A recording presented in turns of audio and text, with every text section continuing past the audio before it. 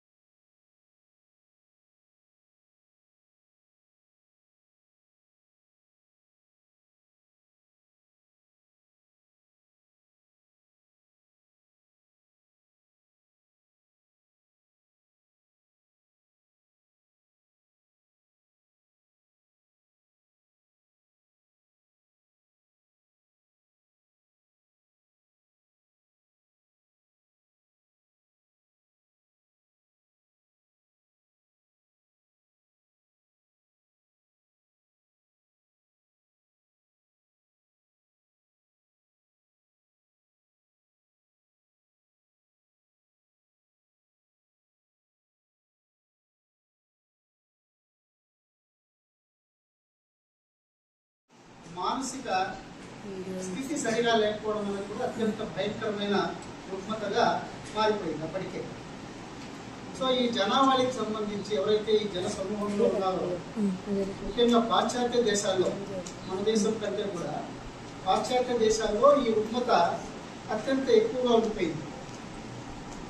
ఈ రుగ్మత వల్ల వాళ్ళకి ఇబ్బంది కంటే కూడా తన చుట్టూ నివసించే వాళ్ళకి మరింత ప్రమాదకరంగా మారుతూ వస్తుంది. దీనికి సంబంధించి మనం ఏం చేయాలి?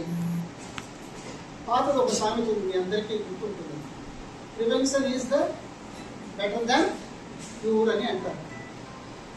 అంటే దేనికైనా కూడా మనము ప్రాథమికంగా దాని నుంచి మనము అవగాహన కలుగు చేసుకోవడమే ముందు మనం చేసేటువంటి చికిత్స.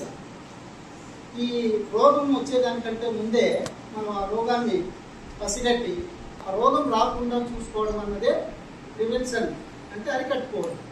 Prevention is the better than the cure. కాబట్టి ఈ క్రమంలోనే ఒక వ్యక్తి,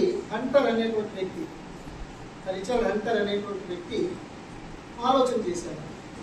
ఆయన ప్రపంచ ఆరోగ్య సంస్థలో WHO, వరల్డ్ హెల్త్ ఆర్గనైజేషన్ అని అంటాము, యునెస్కోలో భాగంగా ఇది ఐక్యరాజ్య సమితి తెలుసు కదా మీకు. UNO అనేది యునైటెడ్ నేషన్ ఆర్గనైజేషన్. ఎంతమంది తెలుసు? అది తెలీదా? చాలా అన్యాయం. మీకు తెలియదంటే మీరు ఇలా డిప్లొమా వేస్తే UNO తెలియకపోవడం ఏంటి?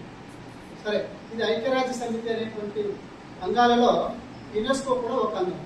అందులో ఇంకొక ఉపాంగము ఈ WHO అనేది ఉంటుంది. ఇవాళ మనము వరల్డ్ హెల్త్ ఆర్గనైజేషన్ అనేటువంటిది ప్రపంచంలో వచ్చేటువంటి అత్యంత భయంకరమైనటువంటి వ్యాధులన్నింటినీ అరికట్టేటువంటి శక్తి, ఆ సామర్థ్యాన్ని ఈ WHO అనేటువంటిది చూస్తూ ఉంటుంది. ఇతర దేశాలకి WHO గ్రాంట్లను రిలీజ్ చేస్తుంది. మీ దేశంలో అనుకోకుండా ఫలానా రోగం వచ్చిందట, ఈ రోగం వల్ల అనేక రకమైనటువంటి జనములు, అంటే మనుషులు చనిపోవడమే కాకుండా